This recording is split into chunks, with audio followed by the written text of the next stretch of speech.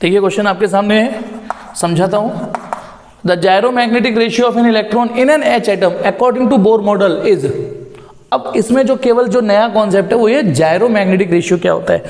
जायरोमैग्नेटिक ratio होता है M और एल का रेशियो, एम और एल के रेशियो को, एम माने magnetic movement of atom H atom इस समय, और एल माने angular momentum of revolving electron, magnetic movement of atom और angular momentum of revolving electron.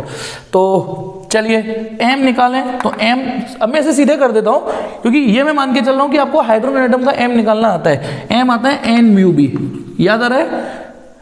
N माने जिस भी प्रिंसिपल क्वांटम नंबर जिस भी वो ऑर्बिट में हो, ठीक है। और ये बोर मैग्नेटॉन, पूरा लिख देता हूं M equal to N E H upon 4 pi M, E H upon 4 pi M, mu भी ये होता था।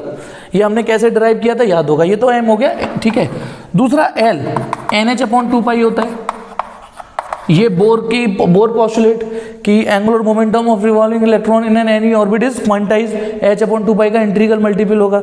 ये एम था जो हमने 12th में निकाली है, एटम की रेडियस, सॉरी एटम का मैग्नेटिक मूवमेंट निकाला है ना ये, ठीक। और हाइड्रोजन एटम का ही निकाला है, कोइंसिडेंटली हाइड्रोजन के लिए पूछा है। तो ये रहा एम का, ठीक है, ये रहा एम मैग्नेटिक मूवमेंट, ये इसका एंगुलर मोमेंटम। तो एम अपॉन एन निकालते हैं, M upon L, M upon L निकालोगे तो देखो एन कट जाएगा, देखो एम एम है हमारा, एम है हमारा, ये देख क्या कर रहा हूँ, N E H upon 4 pi M into L और लिख देते हैं 2 पाई अपॉन एन एच। देखो एन कट गया, एच कट गया, ठीक है, 2 बार कट गया, तो ये एम अपॉन एल आ रहा है ई अपॉन 2m। तो एक तो ठीक है ये नेगेटिव आ रहा है क्योंकि क्यू की वैल्यू माइनस आएगी ना, है ना, क्यू की वैल्यू। या फिर एक और चीज बताता हूं आपको, एक तो ये माइनस आ रहा है नेगेटिव, दूसरा देखो ये पॉजिटिव नहीं आ रहा है, ये नेगेटिव आ रहा है क्योंकि ई की वैल्यू नेगेटिव है। एक और तरीके से, दूसरा इंडिपेंडेंट ऑफ एन, किस ऑर्बिट में, ये माना इसका एम एन पे डिपेंड कर रहा था एम, वो जिस ऑर्बिट में होगा उसी हिसाब से इसका मैग्नेटिक मूवमेंट होगा, उसी हिसाब से इसका एल भी होगा।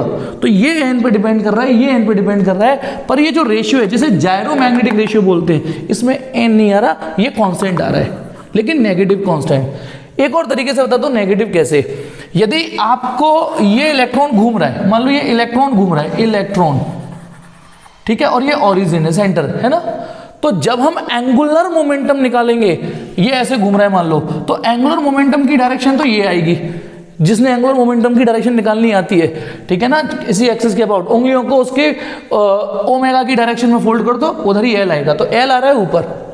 लेकिन क्योंकि इलेक्ट्रॉन नेगेटिव है ना इलेक्ट्रॉन, तो जब इसके इक्विवेलेंट करंट होगी वो ऐसे होगी, और मैग्नेटिक मूवमेंट निकालेंगे वो ये इधर आएगा। अब इसमें मैग्नेटिक मूवमेंट आपने 12th में पढ़ा है और एल 11th में डायरेक्शन कैसे निकालते हैं।